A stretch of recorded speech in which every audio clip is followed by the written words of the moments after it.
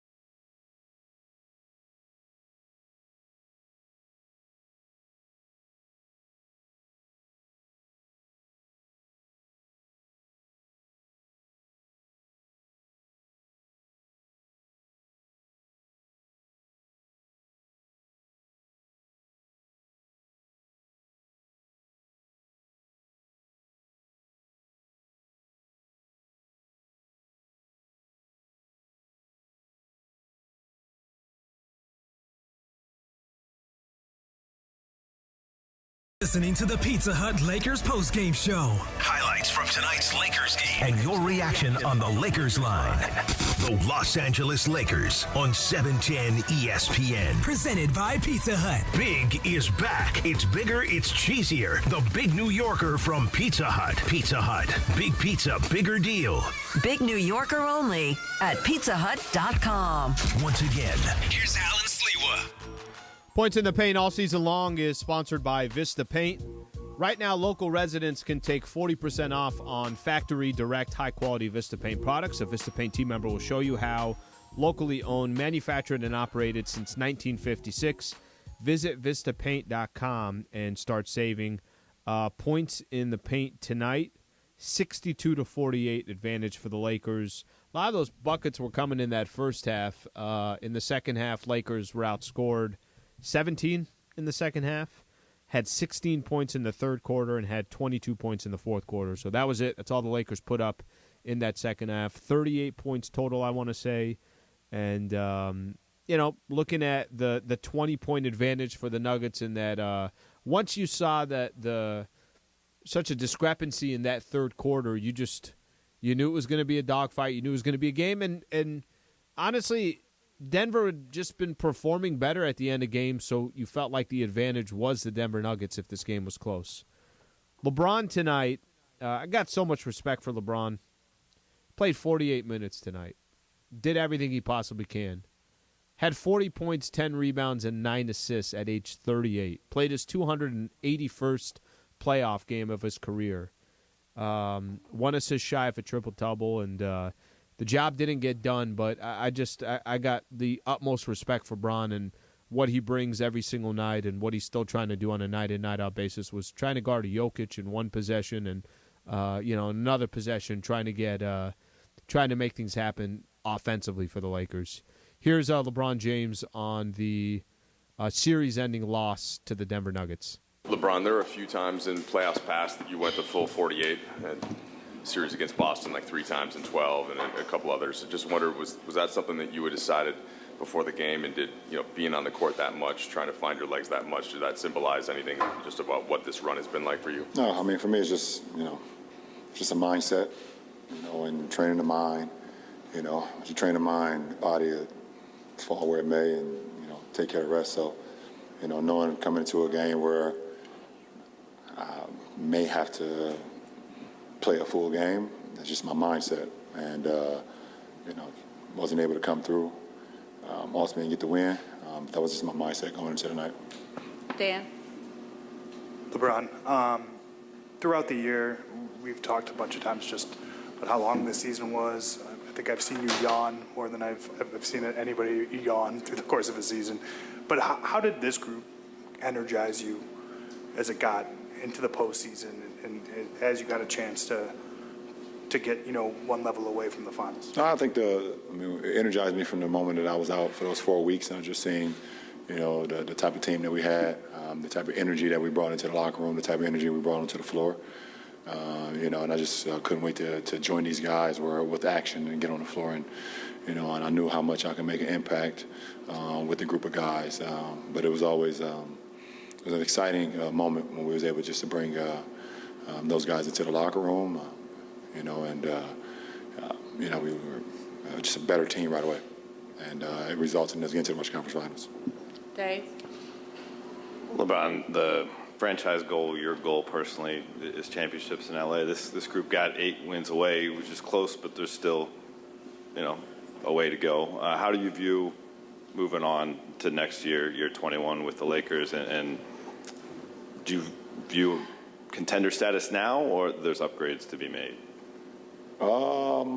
I haven't even thought about next year. I don't know. If I could stick to this year then. It was a 4-game series. Every game had winnable moments, and you guys certainly showed it. When you reflect on it, what were the margins, the edges that Denver ultimately was successful with? It's just I think me and AD were just talking in the locker room for a little bit. I think we came to the consensus that, if not one of the best, probably the best team that we've played since we've been together for our 4 years. They're just well orchestrated, well put together. They have scoring, they have shooting, they have playmaking, they have smarts, they have length, they have depth. And one thing about their team, when you have a guy like Joker, who, as big as he is, but also as cerebral he is, you can't really make many mistakes versus a guy like that. And even when you guard him for one of the best possessions that you think you've guarded him. He puts the ball behind his head, Larry Bird style, and shoots it 50 feet in the air, and it goes in. I think he did it like 4 or 5 times this series. So you do like this to him. There it is. LeBron, how do you, on an individual level, reflect on your season, your 38, your 20? A lot. I really don't. It's not who I am. I guess I reflect on my career when I'm done. But I don't know. I'll let you guys talk about it. One thing that I only concern myself with is being available to my teammates, and I don't like the fact that I didn't play as many games as I would like because of injury. That's the only thing I care about, is being available to my teammates. Jim? LeBron, is there a sense of frustration because of what happened throughout the course of this particular series? I mean, of course, that's human nature when you're a competitor. Obviously frustrated. Not being able to, close out one of these games where you were in every game. 2 games in Denver, 2 games here. We were in every game. We were winning, about 15 and a half. And, they hit us with a 36-point quarter. Took momentum of the game. We still have an opportunity. And just couldn't make plays down the stretch. So that's the frustrating part. But, you tip your hat to them. Like I said, it's a great team. Tim? LeBron, how do you balance the disappointment of a missed opportunity, but also look at this roster that's kind of reloaded and has potential for even greater things next year, potentially a championship roster? How do you balance the disappointment, but also the hope for next year? I don't know. Like I said, I haven't begun to even think about next year. We had a great run, but, we fell short of our goal. And our goal is to win championships. That's what this franchise is about, and we fell short of that. So that's disappointing. Malika? LeBron, I'm curious if you could walk us through the day starts with Carmelo Anthony, someone who you are very close with and your contemporary, announcing his retirement, and then you getting ready to play in a Western Conference Finals game as sort of the last man standing, if you will, from that class. What was that like for you? Well, I kind of knew the announcement was going to happen because I shot the video a week ago that you guys seen today. So people probably think I'm lying about that too, huh? I shot that video like a week ago, so I already knew the announcement was coming. Just didn't know which day, but it happened today. And but it's still bittersweet. Obviously, that's one of my best friends. When I got into this league, even before I got to this league, when we have so many moments when we were in high school, from competing against each other to, sitting outside of a hotel room, at 2 or 3 o'clock in the morning on the steps of a hotel, and just talking about our journey up until where we were 17. I was 16, he was 17, and what we could possibly do going forward, what we could possibly do for our mothers, what we could possibly do for our families if we just continue to stay focused. I believe we was a driving force for one another. We were locked at the hip since high school. And then you guys saw that once we got into the NBA. And he was always a motivating factor for me. Being in the Western Conference, I was in the East. So I would play our games, and then I would rush home to rush home downtown Cleveland, where I had an apartment my first 2 years in the league, and rush and turn the Nuggets games on, and watch Melo play.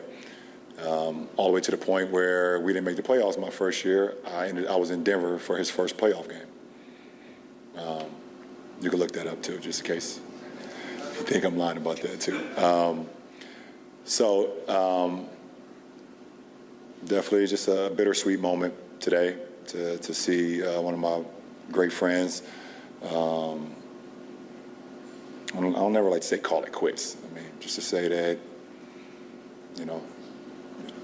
it's an amazing run, an amazing accomplishment, an amazing career, and we always will be joined at the hip no matter what. LeBron, what, if anything, did Joker prove to you during this series? Say it again? What, if anything, did Joker prove to you during the series? Nothing. I know how great he is. I know how great Joker is. Certain guys in this league that play the game a certain way that I like to play the game as well. And he's one of them. Where you are always off balance when you guard a player like that because of his ability to score, rebound, shoot. He sees plays before they happen. There's not many guys in our league like that. So you already knew you was going against a beast once the series started. And not only just about his game, everybody gets cracked up into his stats, but I don't think a lot of people talk about like this part of his game. Well, maybe it's not talked about because a lot of people don't understand it. But I do. He's special. Last three, we'll end with Chris, Tanya, and then we'll end with Melissa. Chris Haynes, TNT. Brian, how confident you are with this roster going into next year as far as being able to say that you believe you guys will be back and not just be back, go further? Well, I mean, if I'm not mistaken, I'm not quite sure what the roster will look like next year. I think myself, AD, Max Christie. I think Vandal has a team option or player option, something like that. I don't know who else. I mean, the roster's not set. You know, obviously that's Rob in the front office. They're going to figure out the best way to put this team together going forward in the fall. But it's not like we have a team full of multi-year guys that's stuck in the contract right now. So I don't. We'll see. Tanya? There was a video making the rounds of you shooting before the game, a while before the game, and they were doing a rehearsal for the trophy presentation on the court. Did that motivate you at all, or annoy you, or did you have any reaction to that? Yeah, it was a little motivating factor for me tonight.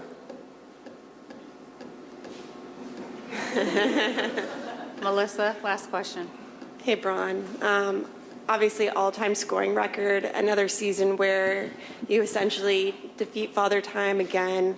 On a personal level, how would you evaluate the season that you had? Yeah.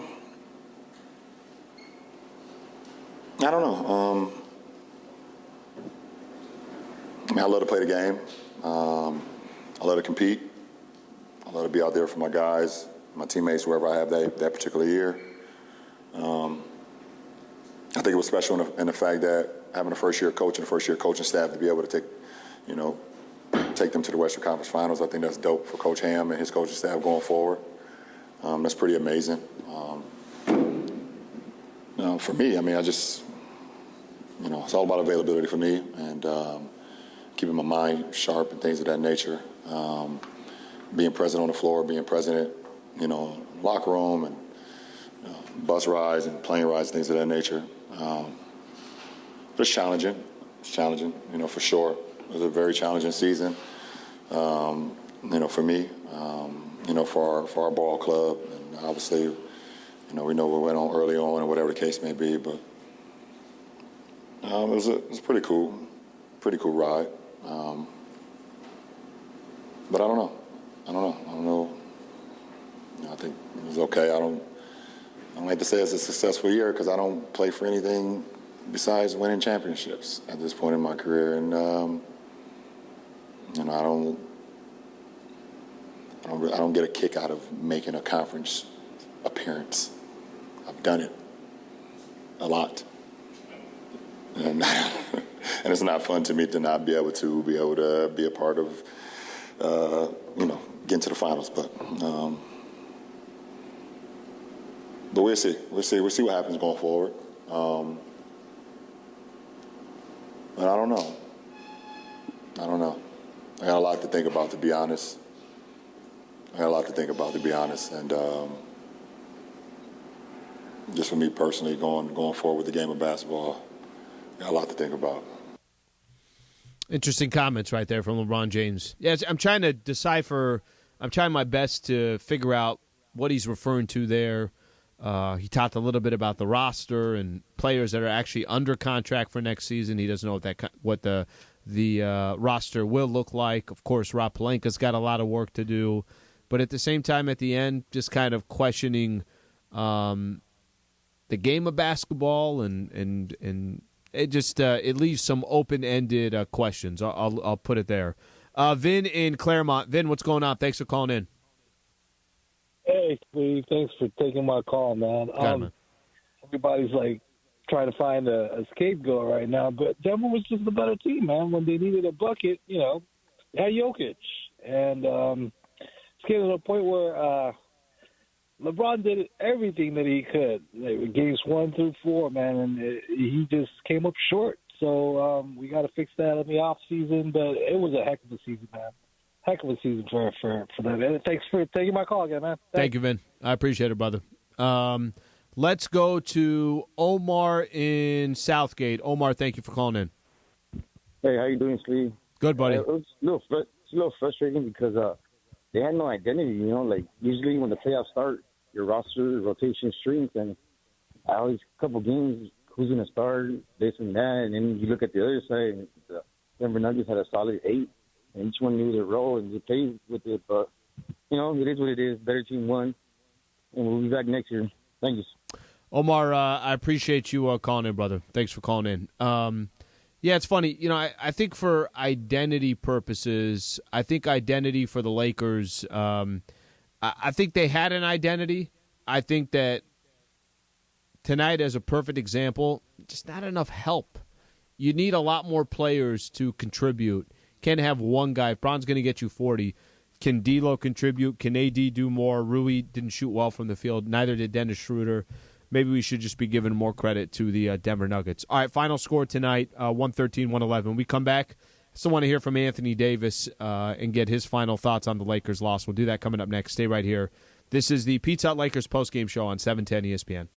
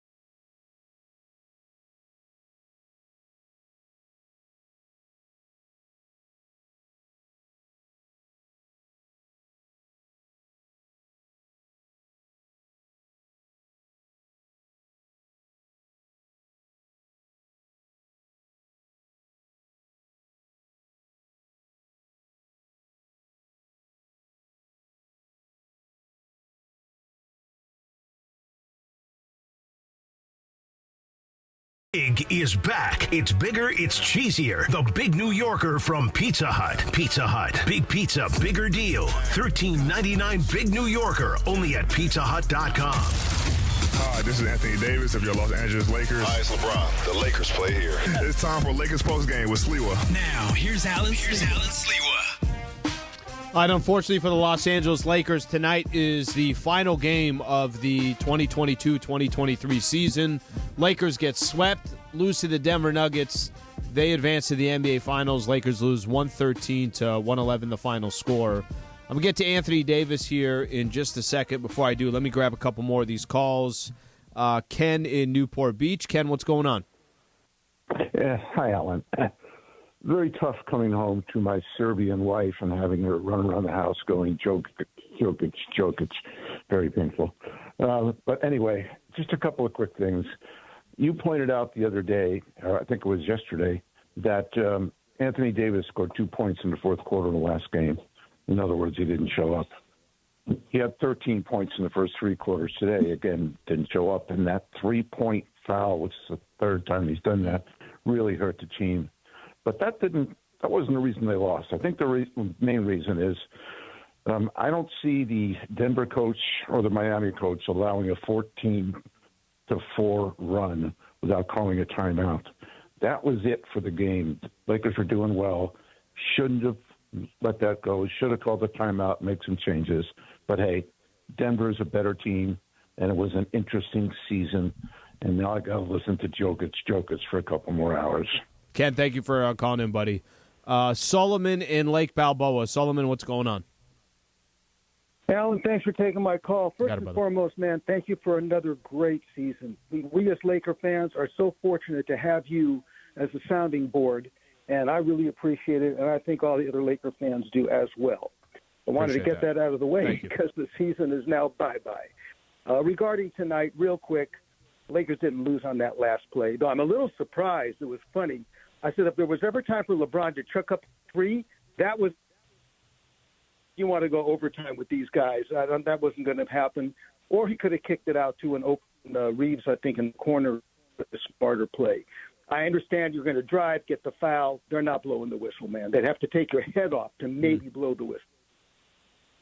Solomon, thank you. Appreciate the call, Solomon, and appreciate the nice words on doing the post-game show. It's funny because it kind of takes a second when you're going through a season. I think this was the 105th game of the year for the Lakers, so we get caught up in all this. We're obviously all cheering for the Lakers, trying to figure out how Lakers can get it to at least just get this back to Denver, and then boom, it's over, right? That it hasn't even really sunk in, but there won't be a game on Wednesday. There won't be a game this weekend.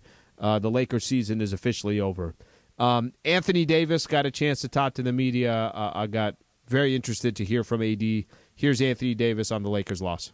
Hey, Anthony, how do you handle the mixture of disappointments and in the end, and especially the way that you guys go out relative to the way the season went, where you were in February, what you have potentially building? How is that something that's going to stick with you either tonight or as you think about it moving forward? Obviously, it hurts right now, especially the way we lost. Not only tonight, but I think we gave away 3 games, and then we had tonight, and game 2 and 3 as well. Just tough. I mean, credit to Denver. Obviously, they're a great ball club, number 1 team for a reason. Their players played well, throughout the entire series. But it's tough. Hurts, stings, and we got to carry it into the next season. Keep this feeling, remember this feeling, and use it as fuel coming to next year. BT. Sorry. Anthony, you guys talked about the 0.3% chance of making it to the playoffs. You made it, but now that you've lost and have been swept, what does this season mean to you and to this team to get to this point, even though you lost it? Honestly, I hadn't even thought about it. Obviously, we know where we started, beginning of the year, and where we got to. But that definitely wasn't, the end goal for us. Don't really do, moral victories or anything like that. We play to to win championships. Obviously came up short. Right there on the fence. So it's tough, but that's something. As the days go on, weeks go on, you kind of think about it and kind of talk about it from there. Dan? Eddie, LeBron told us that you and him talked about how you thought Denver was maybe the best team you guys have faced since you joined up. What does this group need to do to get to that level? Is it continuity? Is it more of a system? What do you think? Well, understanding that who knows what this group could potentially look like. That's what I was going to say. We don't know what our group is going to look like. I think a lot of our guys are free agents, so who knows? That's a tough question. We don't know what team we have next year, but whatever it is, whoever we have, coming into training camp with a mindset of building that chemistry, building that foundation, me and Ron setting the tone and trying to get to, back here and further. I think we're more than capable of doing so. We just got to do it. Did, understanding that, like you said, you guys don't do moral victories, did this season reset any of the realism of your guys' championship window for you and LeBron as a duo after, a first-round exit and an empty season last year? No, we still, believe, obviously. Obviously, it's always a window. You don't have too many times where, you compete for championships. He's lucky he won 8 times in a row in the East. I have to do a better job of helping him out in that regard. For myself, my own, self-looking into the mirror. We know the window is always small, and obviously he's not getting any younger. This is why this was so important, to both of us. And it hurts that we didn't get it done. But, we regroup, figure out ways we can be better, figure out ways I can be better, more consistent for our ball club. And, we come back next year ready to go. Jovan? AD, along similar lines, I feel like there had been some public doubt about you and LeBron and how far you guys could go as a group with the way the last couple of years had gone. With obviously wasn't your goal of winning a championship, but making the Western Conference Finals, having the turnaround that you guys had, do you feel like you kind of reaffirmed that as long as we're both healthy, we're a contender, we can go far in the playoffs each and every year? For sure. And the last 2 seasons, not including this year, either I've been hurt or he's been hurt or we both have been injured. So, for the most part, we were healthy, through the second half of the year. And we were able to, make it all to the Western Conference Finals. Obviously, it's not, like I said, it's not the end goal, but we believe that both of us together is a dominant force. And you plug guys around us and we can make it happen. So, we believe that we don't really look for, any support outside of anybody, outside that locker room and in the front office and the organization. We believe, and that's all that really matters. Kyle? Here. Can you describe your perspective on the determination you saw out of LeBron tonight, coming out with the high energy, determination to score 31 points in the first half, 4 of 4 from 3, 5 of 5 from the line, and all this while he was visibly limping at times? Yeah, he came out on fire. He came out, super aggressive, super hot, and we kind of just let him play.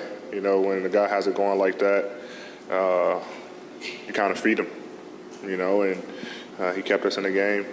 In the third quarter, we only scored 16. I think they scored 36.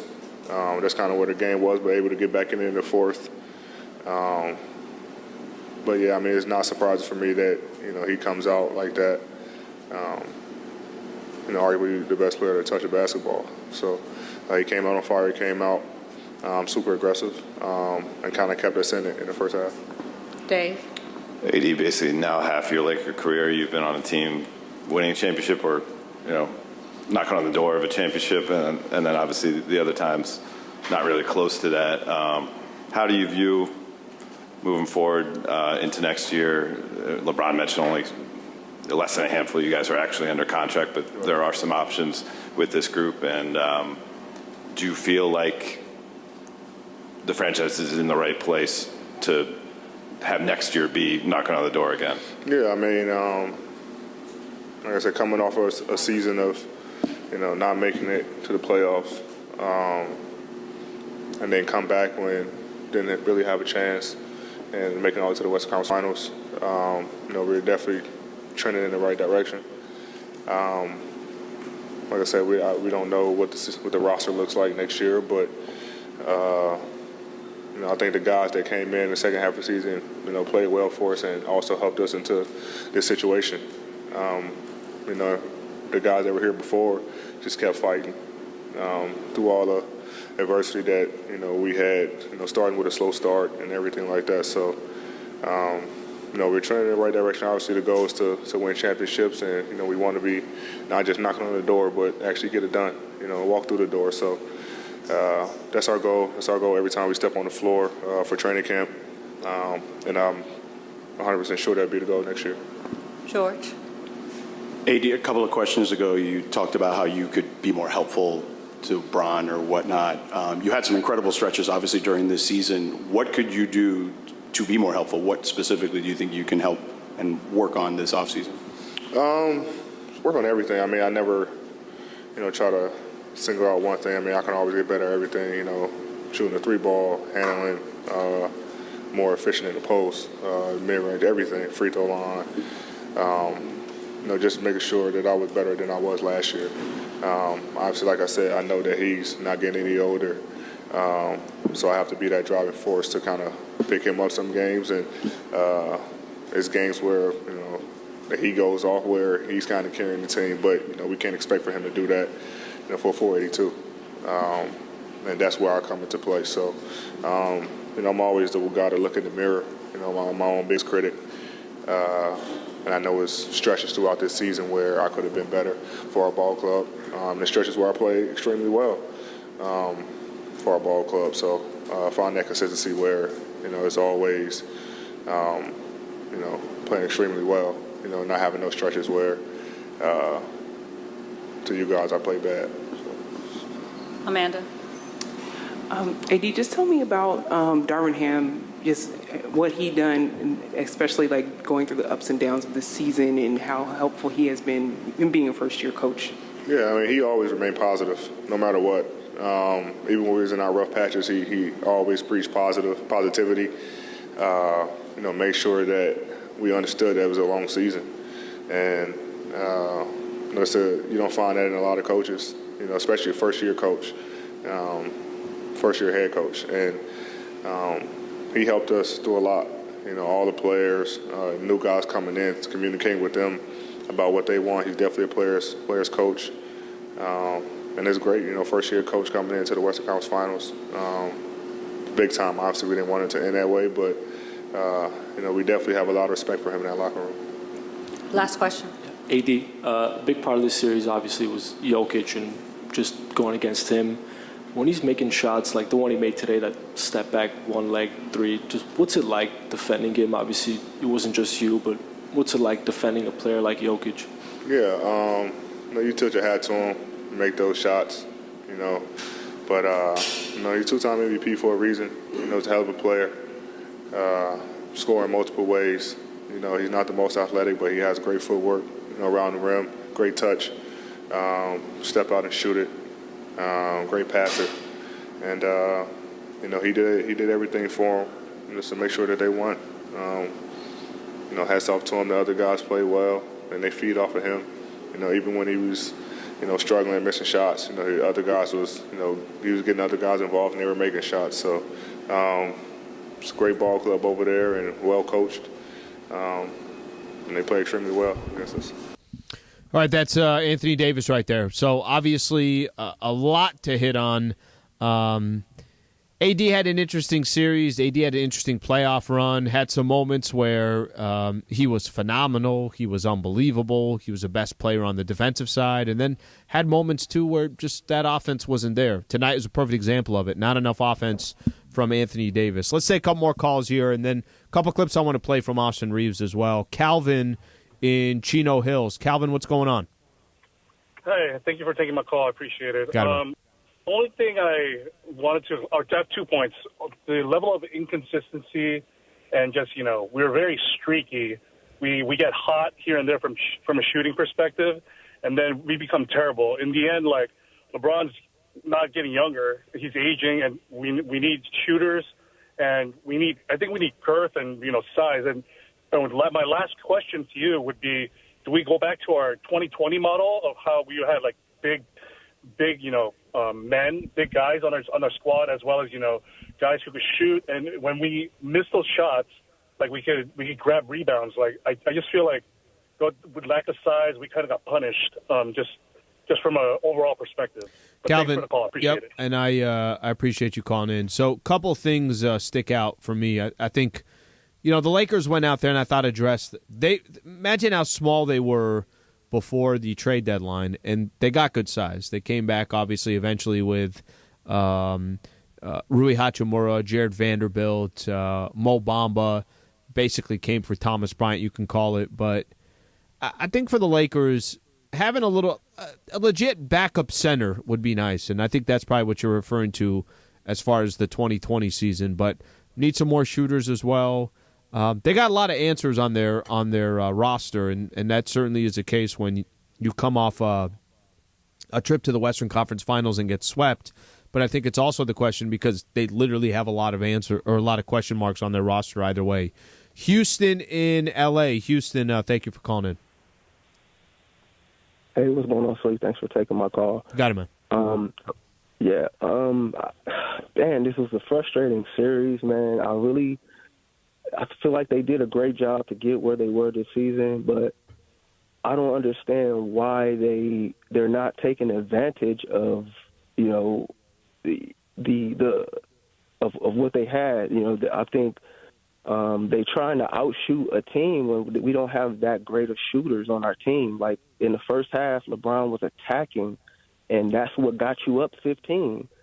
And then you go to the second half, and nobody's attacking. I think it was like 6 minutes left in the fourth, and Jokic had 5 fouls. Nobody's going to the rim. We're shooting threes. Like, why are they not exploiting the advantage that they have over these teams? Like, you're not going to outshoot them. Houston, I appreciate you calling in. Listen, I think if you look at individual players, for me, you want to see more from Anthony Davis offensively tonight. You want to see Anthony Davis as best as he can. Maybe Jokic picked up his 5th foul. Is there a way that you can probably get Jokic out of the game?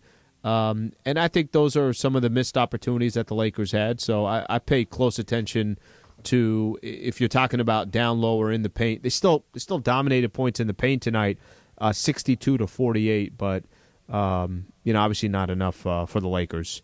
I want to play a couple quick clips here.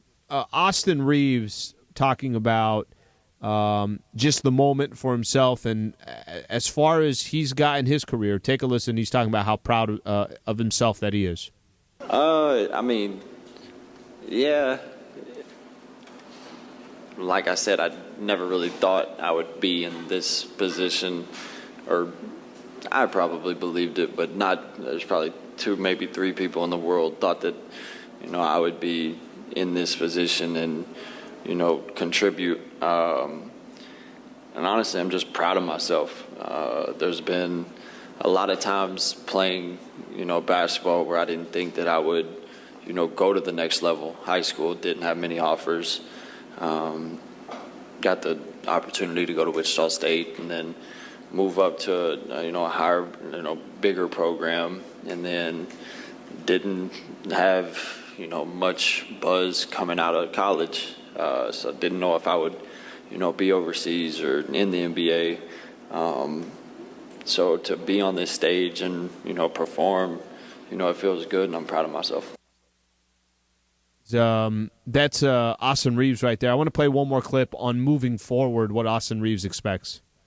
I said it to Bron after, I think it was like game 3 or 4 of the Memphis series, and was just like, this is the most fun playing basketball I've had. You know, just the group of guys that we've had, you know, the level that we've played at. And me being a competitor, obviously, I want to get back to this stage and even further and, you know, win a championship because, you know, I don't know, but I know that there's no better feeling than that. Just talking with Bron, AD, guys that's won championships, there's no better feeling than that. So hopefully one day I can, feel that. Big decisions coming up for Austin Reaves for the Lakers in the offseason. I mean, Reaves just I can't compliment him anymore. He's a gamer every single night. I thought he made winning plays. I thought he was more and more effective as the season went on and truly showed his value in the playoffs as well. So big decisions for the Lakers to make in the offseason on him. Steven LaHabra. Steve, what's going on?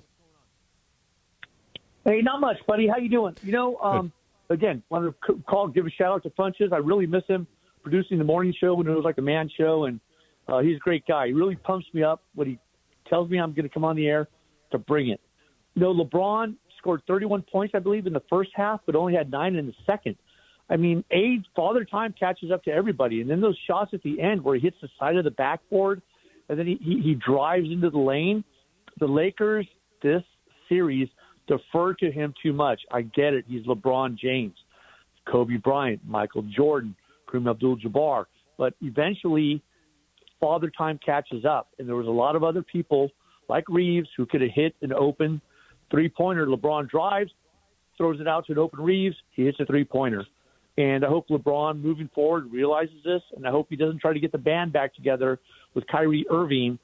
I mean, it'll be great for the morning show because it'll be a big mess with Kyrie Irving on the Lakers, but LeBron needs to realize he needs people around him, like the Denver Nuggets, that are bigger, taller, better shooters, and he just defers the ball to other people. Steve, I appreciate you calling in. Thank you, man. Thanks for calling in. I think, to be honest with you, they got a really, really difficult time trying to poke holes on Bron's game tonight. 15-25 from the field, 40, 10, and 9 with one turnover. And if other guys did their job, you know, where was D'Angelo Russell this series? Anthony Davis tonight, 6 of 15 from the field, 21 points. Rui was 3 of 12. Dennis Schroeder was 5 of 13. I think you also have to have confidence in some of the other players around you, and it's not like anybody else was calling for the ball, asking for the ball, demanding for the ball, and delivering. Thomas in Ohio. Thomas, what's going on? Yeah, just wanted to say the Laker Nation, we came a long way this year, and next year we go bust them out. Way to go, everybody. Thomas, I appreciate you calling in. There's the optimism we're looking for. Look, you know, we obviously got a long way to go before next season starts, but it's interesting how things will pan out. And there's a lot of question marks that, you know, will eventually get answered. But I think for now, we got to allow the loss to kind of sink in and figure it out from there. I want to give a couple shout-outs here. All season long, we got such a great team here internally, and I mentioned this today. This was our 105th game of the season. Just kind of shows how deep the Lakers went. You had the play-in tournament as well, obviously preseason games. So shout out to just a number of people here. Michael Funches, fantastic job all season long producing the Laker broadcast. Rebecca Womble doing her thing in the back with all the sound that she gets. Laura Romo, of course, always making it happen as well. And some other people who were not working tonight but were part of our broadcast all season long. Wilbert Flores, Brian Cohen, they've all done a great job. And then our entire social media team, and this is just kind of a number of people. So you had Carlos Saisu working tonight, DeAndre Hawkins, Parker Bell, but Cody Lou and Josh Martinez all season long as well. We got an unbelievable team here to put together a broadcast like we do. So we always appreciate you guys taking the time to listen to us. Thank you to our partner all season long as well, Pizza Hut. They've been a fantastic partner. Obviously, the Pizza Hut Lakers postgame show. 4 years in the books for me doing the Los Angeles Lakers broadcast, and it's an absolute honor every single game to have a mic in front of me and talk about the team that I love talking about. So thank you, Laker fans, for being a part of this season. We'll be back tomorrow morning. We'll continue to talk Lakers basketball. There's still a lot of questions around it. But thank you sincerely to everybody that listens to the broadcast, calls into the show. We greatly appreciate it. I'm Allen Sliwa. We are closing out the 2022-2023 season. Thank you for being a part of the show. This has been the Pizza Hut Lakers postgame show on 710 ESPN. Lakers basketball on ESPN LA is sponsored by... Driven by Subaru of Glendale, the #1 volume Subaru retailer in the USA. Your next Subaru is waiting for you at Subaru of Glendale and SubaruofGlendale.net. Delivered by Pizza Hut. Pizza Hut's Big New Yorker Pizza has 6 extra-large slices, big enough to hold more cheese on a crispy, fluffy crust that you gotta fold just to eat. Pizza Hut. No one out-pizzas the Hut. Presented by CallJacob.com. Winning matters. That's why after an accident, you have to go to CallJacob.com. This is Lakers playoff basketball.